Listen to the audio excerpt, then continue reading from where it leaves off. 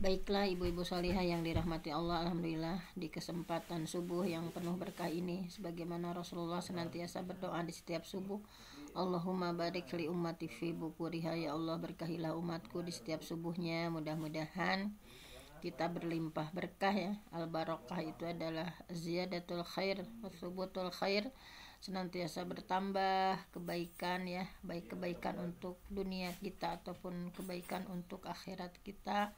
Nah, mudah-mudahan di waktu yang penuh berkah kita melakukan berbagai amal saleh, dan mudah-mudahan Allah meridhoi ya setiap langkah yang kita kerjakan. Kita awali dengan kajian walaupun hanya satu ayat, dua ayat, atau satu hadis, dua hadis. Mudah-mudahan ini salah satu amalan unggulan kita di hadapan Allah, karena kita melakukannya dengan rutin, dengan istiqomah ya, walaupun sebentar. Ahabul a'mal ilallah, amal yang paling Allah cintai adalah adwa muha wa in qalla, dirutinkan walaupun hanya sedikit, walaupun hanya sebentar. Hal-hal yang kita bahas hal-hal yang sederhana. Nah, insyaallah mudah-mudahan memberikan dampak positif ya, untuk meningkatkan kualitas ibadah kita, untuk menguatkan akidah kita, untuk memperbagus muamalah kita kepada sesama muslim. Nah, insyaallah dalam kesempatan kali ini kita lanjutkan saja yang kemarin ya, karena baru beberapa ya kemarin itu kita secara dipercepat saja pembahasannya. Ada 19 hal yang bisa merusak ibadah amal kita menjadi sia-sia, amal kita menjadi terhapus ya. Dengan 19 hal yang dilakukan ini, sholat kita, saum, tilawah kita bisa terhapus. Nah, supaya terhindar dari hal seperti itu, maka kita akan pelajari ya satu-satu. Kemarin sudah sebagian, sekarang selanjutnya. Bukan yang ini. Ini ya. Udah terlihat ya ibu-ibu? Sudah, Bun. Nah, baik. Di sini ada 19 perkara yang bisa merusak amal, bisa melenyapkan pahala amal kita ya. Sholat kita yang sudah kita kumpulkan, saum, tilawah itu bisa terhapus ya, sedekah-sedekah kita bisa terhapus, bisa rusak, bisa sia-sia dikarenakan 19 hal yang dilakukan.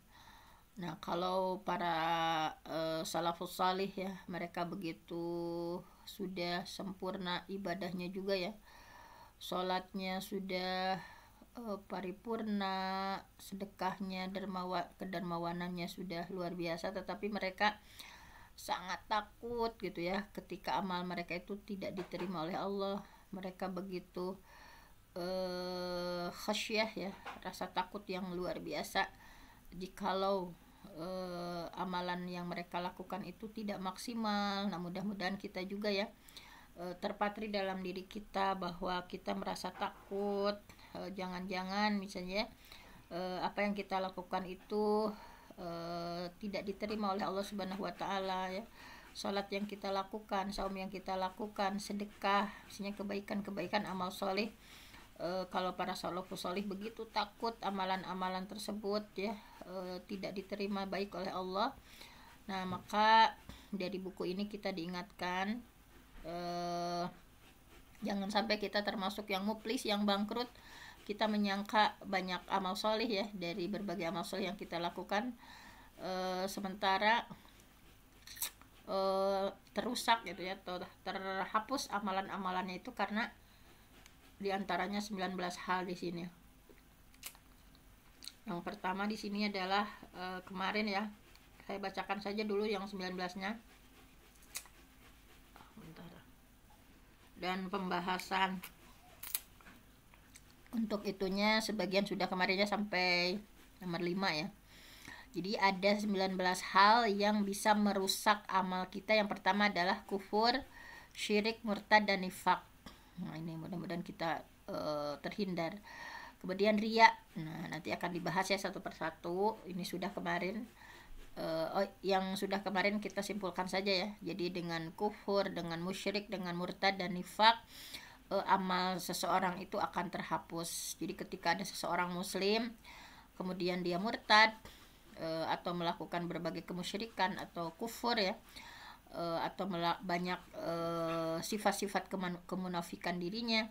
Nah, itu kemarin disimpulkan bahwa ada dua kelompok besar ya, ada kaum Qadariyah dan ada kaum Murji'ah. Kalau Qadariyah itu begitu mudah mengkafirkan orang mereka ya.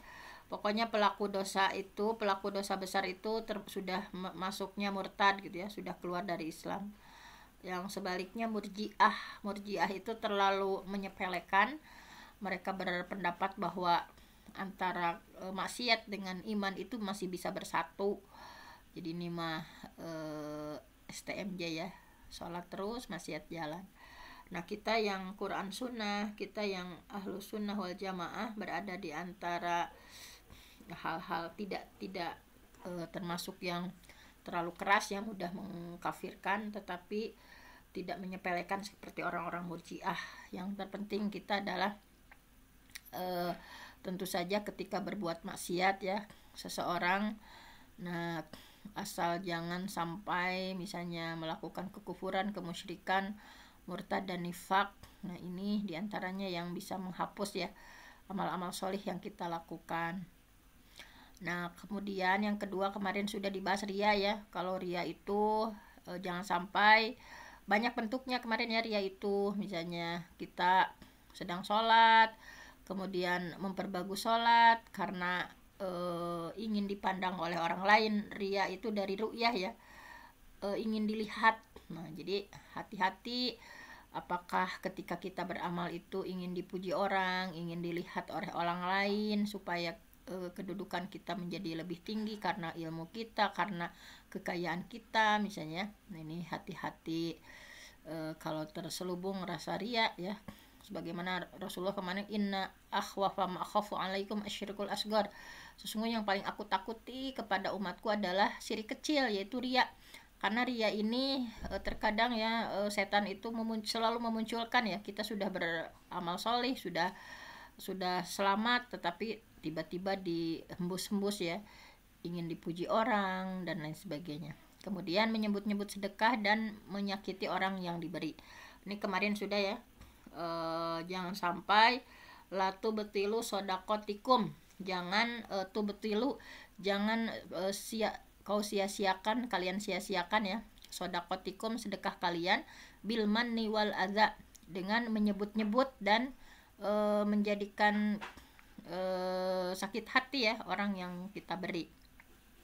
Jadi kalau sudah bersedekah jangan disebut-sebut, jangan juga menyakiti gitu ya dengan perkataan kita, dengan sedekah yang sudah kita lakukan malah menyebut-nyebut dan menyakiti misalnya. Tetapi yang di surah Al-Insan kemarin kita diingatkan bahwa karakteristik seorang muslim itu ketika bersedekah ya, innama nut'imukum liwajhillah. Sesungguhnya innama, hanya saja, nut'imukum, kami memberi makan kalian, liwajhillah, karena Allah. La nuridu minkum jazaan. Kami tidak menginginkan balasan ya, ketika memberi orang lain itu tidak menginginkan balasan, wala syukuran, dan tidak menginginkan ucapan terima kasih. Nah, jadi pokoknya kalau udah sedekah lillah saja, karena Allah. Jangan sampai kita berharap memberikan sesuatu itu ada balasan misalnya, atau ingin diucapkan terima kasih, mending nggak ngucapin terima kasih, udah dikasih apa. Nah, jangan sampai, tetapi betul-betul kita dari wajhillah. Kemudian yang kemarin yang sudah itu mendustakan takdir ya. Ini mendustakan takdir juga bisa menghilangkan, Allah tidak akan menerima hal wajib yang sudah kita lakukan, hal sunnah yang kita lakukan ketika seseorang mendustakan terhadap takdir. Pokoknya apapun yang terjadi, takdir baik, takdir buruk ya, khairihi wa syarihi, kita mah qaddarallah wa masyaallah ma fa'al. Qaddarallah, Allah sudah menakdirkan, wa masyaallah, Allah sudah menghendaki, ma fa'al, apa yang terjadi. Pokoknya apapun yang terjadi, hal-hal yang menggembirakan, hal-hal yang menyedihkan, semuanya adalah takdir dari Allah Subhanahu wa taala yang harus kita jalani. Jangan sampai kita mendustakan takdir. Kemudian yang kemarin sampai yang nomor 5 ya, sudah ini. Meninggalkan sholat asar. Ini kemarin sudah meninggalkan sholat asar, bahwa dengan meninggalkan sholat asar itu maka itu ya, sholatnya tidak akan sebentar yang meninggalkan sholat asar, takut salah ya. Nah, sudah kita simpulkan, kita akan melanjutkan untuk menyelesaikan ya. Nah, ini betapa takutnya para salafus sholih, takut amalnya tidak diterima, takut amalnya tidak maksimal ya, padahal mereka sudah sangat maksimal. Nah, mudah-mudahan kita juga meneladani mereka ya. Nah, ini sudah kemarin. Nah, ini sudah yang nomor berapa? Bentar. Nah, yang mana lagi? Riya sudah ya. Nah, riya sudah. Jangan sampai amalan kita terhapus karena ingin dilihat, didengar atau dipuji oleh orang lain.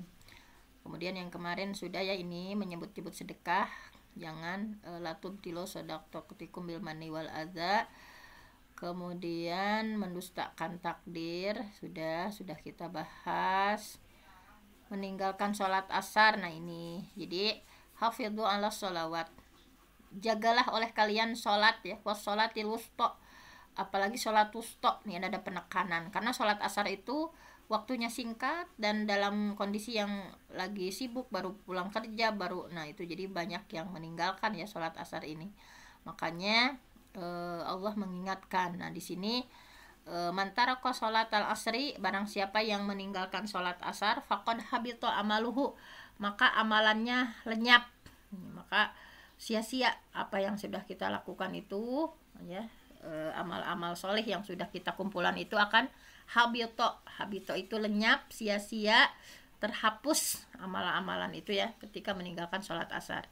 Kemudian yang keenam, nah ini belum ya, yang keenam itu adalah bersumpah bahwa Allah tidak mengampuni seseorang. Nah, di sini dalam ini ada hadis dari Jundab ya, bahwa sesungguhnya Rasulullah mengisahkan tentang seorang laki-laki yang berkata, salah satu ya, bahwa Rasulullah mengisahkan tentang seorang laki-laki yang berkata seperti ini, demi Allah, Allah tidak akan mengampuni fulan. Nah, ada seorang yang mengatakan seperti itu, demi Allah, bersumpah atas nama Allah, Allah tidak akan mengampuni si fulan, misalnya saking ada dosanya atau apanya. Padahal Allah sudah berfirman, barang siapa yang bersumpah kepadaku bahwa aku tidak mengampuni fulan, maka aku mengampuni fulan ya, seseorang itu, dan menyiapkan amal orang yang bersumpah itu. Nah, jadi jangan sampai kita ya melihat orang misalkan saking banyaknya dosa, kita bersumpah ya demi Allah, Allah tidak mungkin akan mengampuni orang itu misalnya. Nah, ini nggak boleh. Makanya Allah akan mengampuni si fulan itu dan akan menghanguskan orang yang bersumpah ini ya amalnya. Karena tentu saja memutuskan manusia dari rahmat Allah itu adalah sebuah kedurhakaan ya, bahwa Allah itu maha luas rahmatnya, bahwa Allah senantiasa mengampuni hamba-hambanya. Walau kana zabadul bahri, walaupun dosa kita sebanyak buih di lautan, Allah pasti akan mengampuninya, kecuali dosa musyrik ya. Innallaha yaghfirudz dzunuba jami'an, sesungguhnya Allah akan mengampuni seluruh dosa kecuali kemusyrikan. Kemudian yang ketujuh, yang akan membuat amal kita terhapus diantaranya adalah mempersulit Rasulullah dengan perkataan maupun perbuatan. Nah, di sini ada salah satu ayat ya, surah Al-Hujurat, a'udzubillahi minasyaitonirrajim. Ya ayyuhalladzina amanu, wahai orang yang beriman, la tarfa'u aswatakum, janganlah kalian meninggikan suara kalian, fauqa sautin nabi, di atas suara nabi, wala tajharulah, dan janganlah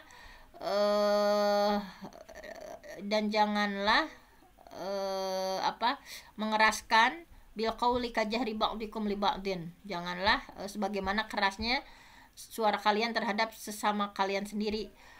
Karena hal itu ketika meninggikan suara di atas suara Nabi adalah antah bato a'malukum, akan menghapus pahala amalan kalian wa antum la tash'urun, sedangkan kalian tidak sadar. Jadi dalam Islam itu ada etika ya. Misalnya kita di hadapan orang tua jangan sampai meninggikan suara, di hadapan guru misalnya la tarfa'u aswatakum fawqa sautin nabi. Nah, dari Anas bin Malik ya, ketika tadi ayat tadi turun, maka Sabit bin Qais. Nah, Sabit bin Qais itu sahabat yang suaranya keras gitu ya. Memang maksudnya bukan ini. Jadi memang aslinya wataknya suaranya udah keras gitu. Sabit bin Qais itu. Dia kayak putus asa ya. Pasti amalanku akan terhapus dan pasti aku akan termasuk ke dalam neraka. Jadi ketika turun ayat la tarfa'u aswatakum fawqa sautin nabi, janganlah kalian meninggikan suara di atas suara nabi.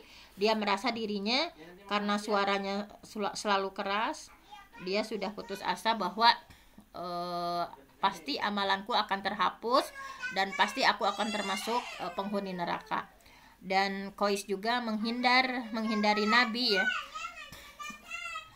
Kemudian beliau bertanya, nah Rasulullah aneh kan, Qais kenapa biasanya Qais tanya ada. Kemudian Rasulullah bertanya kepada Sa'ad bin Mu'az, wahai Abu Amr, kenapa Sabit mengeluh? Kemudian Sa'ad menjawab, beliau ya dia sedang menyendiri dan saya tidak tahu kalau dia sedang mengeluh. Kemudian Sa'ad ya mendatangi Sabit dan mengabarkan kenapa dia mengeluh seperti itu gitu ya dengan turunnya ayat itu. Nah kemudian Sabit berkata, dan ayat itu sudah turun, kan kalian udah tahu bahwa aku adalah orang yang suka suaranya keras di hadapan Rasulullah, berarti aku sudah termasuk penghuni neraka. Nah, jadi seperti itu ya kata Qais. Kemudian Sa'ad menyampaikan kembali kepada Rasulullah, begini-begini ya, mungkin ini dalam hadisnya langsung, bahwa kata Rasulullah huwa min ahlil jannah, bahkan dia termasuk penghuni surga. Enggak begitu gitu. Jadi ayat itu maksudnya bukan begitu. Nah, jadi dengan hadis ini jelas bahwa mengeraskan suara yang bisa menghapus amal itu adalah suara yang mengganggu Rasulullah, yaitu yang menentang perintah Rasulullah dan tidak taat, tidak mengikuti Rasulullah baik dan dengan perkataan maupun perbuatan. Nah, jadi bukan seperti Qais yang suaranya keras, tidak seperti itu. Nah, tetapi orang yang mengeraskan suara di hadapan Rasul itu maksudnya adalah mereka yang menentang perintah Rasul, mereka yang tidak mau menaati Rasul, mereka yang tidak mengikuti ajaran Rasul. Nah, wala tubtilu a'malakum. Nah, di sini kan ada surah Muhammad ya. Ya ayyuhalladzina amanu, hai orang beriman, atiiullah wa atiiur rasul. Taatilah Allah, taatilah Rasul, wala tubtilu a'malakum. Jangan sampai kalian merusak pahala amal-amal kalian dengan membangkang kepada Rasulullah, dengan tidak menaati perintah Rasulullah. Kemudian yang kedelapan adalah bid'ah ya. Melakukan bid'ah dalam agama itu juga bisa menghapus amal. Nah, karena ibadah itu kan akan diterima, ibadah itu makbul akan diterima ketika dua syarat ini terpenuhi. Yang pertama adalah niat yang tulus karena Allah, bahwa ibadah kita harus betul-betul karena Allah, dan juga tidak cukup hanya ikhlas karena Allah, tetapi harus sesuai dengan tuntunan ya, perintah contoh dari Rasulullah SAW. Nah, jadi ketika kita misalnya melakukan hal-hal baru ya, melakukan bid'ah dalam agama, maka bisa menggugurkan amal, bisa menghapus pahala kita. Man ahdatsa fi amrina hadzal ma laisa fihi fahuwa raddun. Man ahdasa, barang siapa yang menciptakan sesuatu yang baru, fi amrina hadza, dalam agama kami ini, ma laisa fihi fahuwa raddun, yang tidak ada dalam agama kami, maka ia tertolak. Jadi man amila amalan, barang siapa yang mengerjakan suatu amalan, laisa alaihi amruna, yang bukan perintah dari kami, fahuwa raddun, maka itu adalah tertolak. Nah, jadi pokoknya kita harus betul-betul mencontoh, meneladani Rasulullah. Apa yang Rasulullah lakukan kita lakukan, apa yang Rasulullah tidak lakukan nggak usah kita menambah-nambah gitu ya. Nah, ini diantaranya mudah-mudahan ya kita semua terhindar dari mengada-adakan gitu ya, mengada-ngadakan berinovasi dalam beragama itu tidak perlu gitu ya, tetapi yang terpenting kita mencontoh sebaik-baiknya apa yang dilakukan oleh Rasulullah SAW. Kemudian yang kesembilan yang bisa menggugurkan amal kita adalah melanggar hal-hal yang diharamkan Allah secara sembunyi-sembunyi. Misalnya kalau bareng-bareng terlihat solih, terlihat alim, tetapi ketika sendiri dia masih melakukan hal-hal yang diharamkan Allah. Hadisnya dari Sauban dari Nabi Muhammad SAW, beliau bersabda, la a'lamanna aqwaman min ummati ya'tuna yaumal qiyamah bihasanatin amsali jibalin tihamah biyadhan fayaj'aluhallah haba'an mansura. Qala Sauban, ya Rasulullah sibhum lana. Langsung saja ya dengan ininya misalnya. Jadi kata Rasul, benar-benar akan ku beritahukan tentang orang dari umatku ya, yang datang pada hari kiamat dengan membawa beberapa kebaikan seperti gunung Tihamah yang berwarna putih gitu ya. Jadi nanti itu di hari kiamat akan datang dari umat Nabi dengan membawa beberapa kebaikan seperti gunung Tihamah yang berwarna putih. Kemudian Allah menjadikan kebaikan-kebaikan itu seperti debu yang berhamburan. Jadi kayak dia bawa amal solih banyak gitu ya, tetapi kemudian Allah menjadikannya haba'an mansura ya, menjadi debu-debu yang berhamburan. Kemudian Sauban berkata, wahai Rasulullah, sebutkan sifat-sifat mereka kepada kami, jelaskan mereka kepada kami agar kami tidak termasuk di antara mereka. Yang seperti apa Rasul? Yang seperti itu misalnya. Jadi nanti di hari kiamat itu percuma membawa kebaikan sebesar gunung Tihamah, tapi sama Allah dijadikan haba'an mansura, dijadikan debu yang berhamburan gitu ya, debu yang berterbangan. Nah, sehingga para sahabat merasa ketakutan. Gimana ciri-cirinya mereka itu? Coba jelaskan kepada kami, karena kami takut termasuk di antara mereka, sedangkan kami nggak tahu. Kemudian beliau berkata, sesungguhnya mereka itu saudaramu dari jenismu sendiri. Mereka melakukan sholat malam seperti yang kalian kerjakan. Jadi ibadahnya lekat gitu ya, ibadahnya bagus. Mereka melakukan sholat malam seperti yang kalian kerjakan. Tetapi ketika sendirian mereka melakukan hal-hal yang Allah haramkan. Mereka melanggar apa-apa yang Allah haramkan. Nah, jadi wa ya'khuduna minal lail, kalau malam mereka sholat gitu ya, tahajud, kama ta'khudun, seperti kalian melakukannya. Walakinnahum aqwaman idza khalau, kalau menyendiri maka bimaharim, maka melakukan hal-hal yang diharamkan ya, bimaharimillah, intahakuha, mereka melanggarnya. Nah, ya nauzubillah min zalik. Nah, jadi jangan sampai ketika bersama orang-orang kita solih, kita alim gitu ya, tetapi ketika sendirian masih melanggar apa-apa yang Allah haramkan.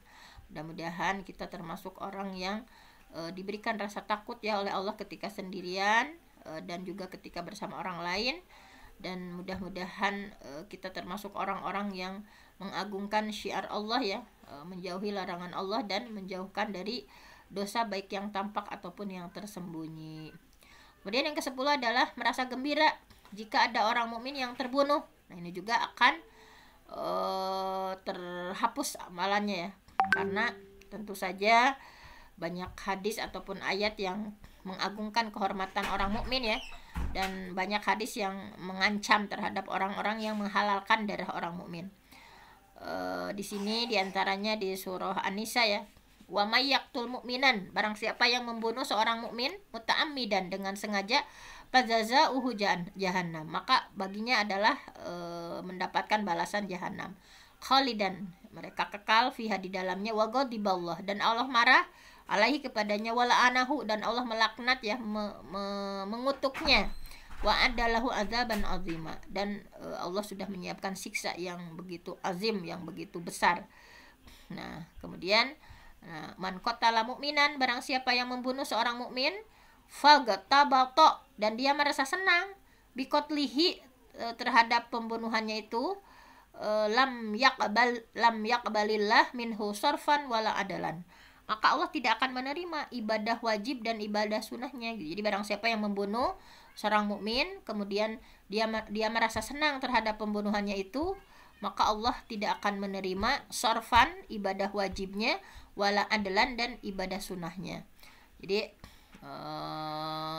ini ya, nauzubillah min zalik ya, bahwa para fuqaha berbeda pendapat tentang ampunan bagi orang yang membunuh orang muslim secara sengaja.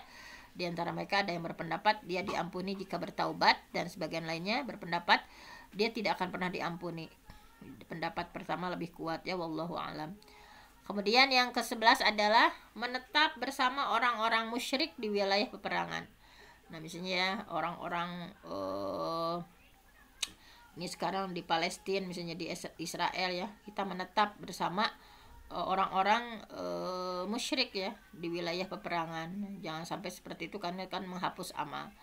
Nah, ini dari Bahaz bin Hakam. Nah, ini ya, bahwa di sini tanda-tanda Islam. Nah, ini tanda-tanda Islam itu ada dalam hadis ini.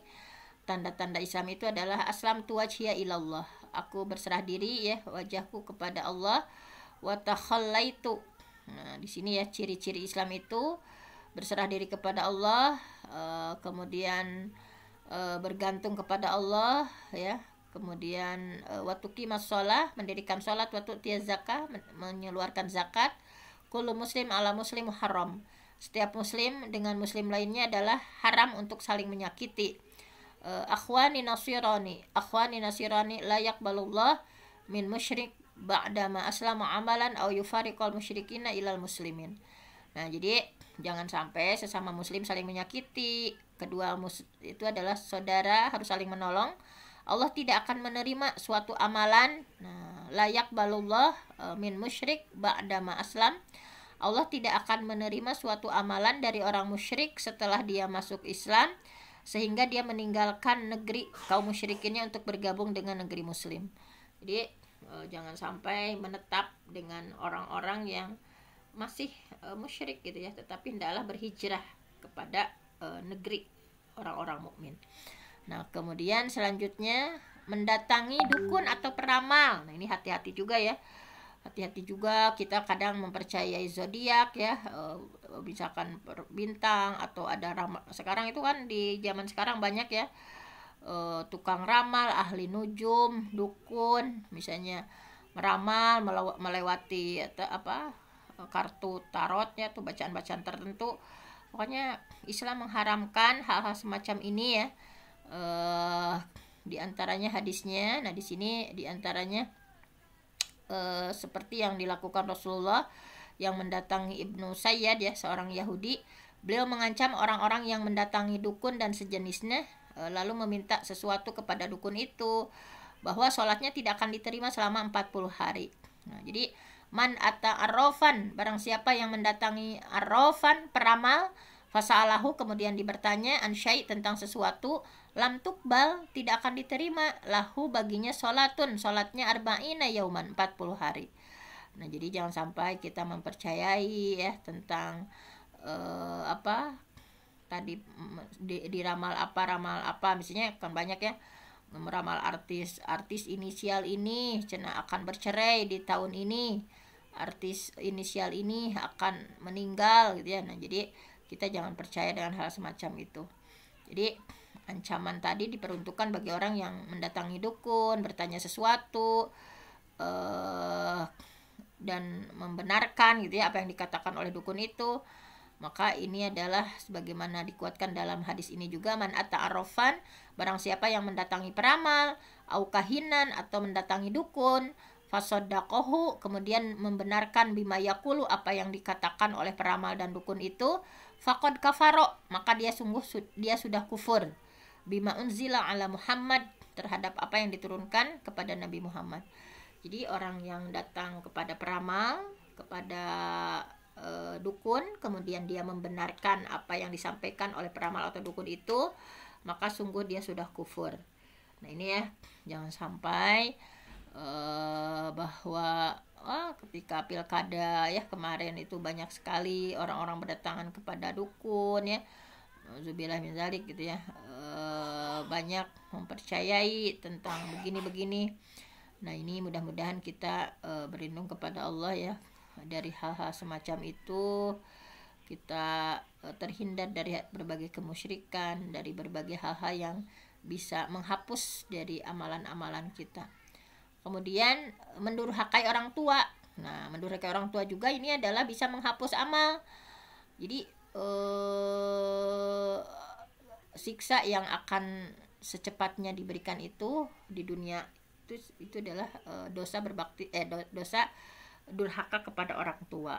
Nah, di sini ya bahwa banyak ayatnya ya. Wa qadara rabbuka alla ta'budu illa iyyah wa bil walidaini ihsana. Hendaklah berbuat baik kepada orang tua.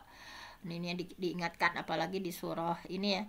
Wa wassaynal insan biwalidayhi hamalathu ummuhu wahnan ala wahni wa fisaluhu fi amain anishkur li walidayk ilayyal masir. Nah, ini ya bagi perintah bagaimana orang tua sudah berjuang keras ya dengan kelemah letihannya, menyapihnya sampai 2 tahun. Nah, maka harus berbakti kepada orang tua. Nah, di sini ada 3 hal ya.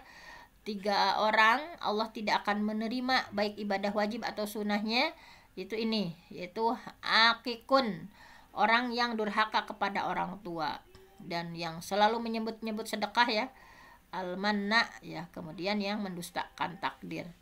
Nah, di sini jangan sampai kita termasuk ya yang mendurhakai orang tua karena tidak akan diterima ibadah wajib ataupun ibadah sunnahnya ketika seseorang termasuk menyakiti ya, mendurhakai orang tua. Akikun, menyakiti dan mendurhakai orang tua. Kemudian minum khamar juga bisa menghapuskan amal. Nah, khamar itu adalah induknya berbagai dosa ya. Nah, ini bahwa khamar itu kan dengan khamar bisa melakukan dosa-dosa yang lainnya ya. Bahwa di sini langsung saja hadisnya ya. Man syaribal khamra, barang siapa yang minum khamar, lam yakbalillah lahu sholatan, maka Allah tidak akan menerima sholatnya, arba'ina sobahan, 40 hari ya. Fa intaba, ketika dia bertobat, taballah alaih, maka Allah akan menerima tobat orang itu. Fa in ada, kemudian dia mengulangi lagi, lam yakbalillah lahu sholatan arba'in, maka Allah tidak akan menerima dia sholatnya selama 40 hari. Fa in taba taballah, kemudian dia bertaubat ya, mudah Allah menerima tobatnya. Fa in ada, kemudian dia kembali lagi, lam yakbalillah lahu sholatan arba'ina sobahan, maka Allah tidak akan menerima baginya sholat selama 40 hari. Fa in taba taballah alaihi fa in ada rabi'ah, kemudian dia mengulangi lagi yang keempat. Nah, ini udah tadi mabok, misalnya sekarang itu banyak sekali ya kita di Islam sedang diserang oleh non muslim dengan narkoba ya, bukan khamar, itu kan pokoknya yang memabukkan, narkoba. Kemudian banyak sekarang ya dengan permen-permen juga dijadikan oleh mereka itu seperti narkoba ya. Anak-anak menjadi hilang kesadarannya, tidur terus ya, dikasih fil-fil semacam itu. Nah, ini sama juga. Nah, kita harus waspada ya. Fa in ada rabi'ah, ketika mengulang yang keempatnya, lam yakbalillahu sholatan arba'ina sobahan, maka Allah tidak akan menerima baginya sholat selama 40 hari. Fa in taba lam yatub. Nah, fa in taba, dan ketika dia bertobat, lam yatubillah alaihi wasaqahu min nahril khabal. Nah, ini mah udah keterlaluan ya. Kila ya Abdurrahman, wa ma nahrul khabal? Nahrun min sadidi ahlin nar. Nah, jadi sudah selama tadi kan mengulangi lagi yang keempat, maka sholatnya tidak diterima lagi selama 40 hari. Jika dia bertobat, Allah tidak mengampuninya. Jadi kalau udah keempat kali Allah nggak mau mengampuninya, maka Allah tidak mau mengampuninya, dan dia mengguyurnya dengan air sungai Al-Khabal. Ada yang bertanya, wahai Abdurrahman, wahai Nabi, apakah sungai Al-Khabal itu? Beliau menjawab, air sungai dari nanah para penghuni neraka. Nah, jadi mereka akan diguyur dengan air sungai ya, yang merupakan nanah dari para penghuni neraka. Nah, jadi sini ya, pokoknya mudaminul khamri in matalaqiyallah ka'abidi wathanin. Jika peminum khamar meninggal dunia, maka dia bertemu Allah laksana penyembah berhala. Kemudian ini ya, bahwa khamar bisa menghapus amal. Kemudian perkataan dusta dan palsu. Nah, ini qaulazur, ketika kita berbohong ya, berkata palsu, itu juga bisa menghapus amal ya. Ini jangan sampai kita terjebak pada perkataan bohong, kemudian bersumpah palsu, misalnya man lam yada, barang siapa yang tidak bisa meninggalkan qaula zur, perkataan palsunya, perkataan bohongnya, wal amal, dan pelaksanaannya, falaisa lillahi hajatun fi ayyada ta'amuhu wa syarabuhu, maka Allah tidak akan mempunyai kebutuhan untuk meninggalkan makanan dan minumannya. Maksudnya ketika saum tetapi masih berbicara qaula zur, perkataan bohong, dan pengamalannya, nah ini bisa melenyapkan pahala saum. Kemudian yang ke-16 adalah memelihara anjing. Ini juga bisa menghapus amal. Memelihara anjing, kecuali anjing pelacak ya, untuk kepentingan polisi misalnya, atau penunggu tanaman, atau anjing berburu. Nah, man amsaka kalban, barang siapa yang memelihara seekor anjing, yankus min amalihi, maka berkuranglah dari pahala amalnya, kula yaumin, setiap hari, kirotun, 1 kirot. Jadi barang siapa yang memelihara anjing, maka akan berkurang pahala amalnya setiap hari 1 kirot. 1 kirot itu sebesar gunung Uhud. Nah, bayangkan kalau kita memelihara anjing, 1 hari dikurangi pahala amal sebesar 1 kirot atau sebesar gunung Uhud, maka akan habis ya amalan kita. Illa kalba harsin, kecuali anjing pelacak, au kalba masyiatin, kecuali anjing tadi penjaga tanaman, atau masyiyah atau anjing pelacak. Nah, kemudian perempuan yang nusus sampai dia taat kepada suaminya. Ini juga ya, isnani, ada 2 kelompok, la tujawizu sholatuhum, yang sholatnya tidak melebihi kepalanya, abdu abyak min mawalihi hatta yarji'a ilaihim, yaitu siapa hamba sahaya yang lari dari tuannya sampai dia kembali, dan wa imro'atun, dan perempuan asot, yang mendurhakai zaujaha, suaminya, hatta tarji'a, sampai dia kembali. Nah ini ya perempuan yang nusus. Nah ini maka akan terhapus amalnya, sholatnya nggak diterima gitu ya. Orang yang membangkang suaminya itu sholatnya itu tidak akan diterima. Nah ini ya dalam ke-17. Nah kemudian yang ke-18, orang yang menjadi imam, pemimpin suatu kaum, dan mereka benci kepadanya gitu ya.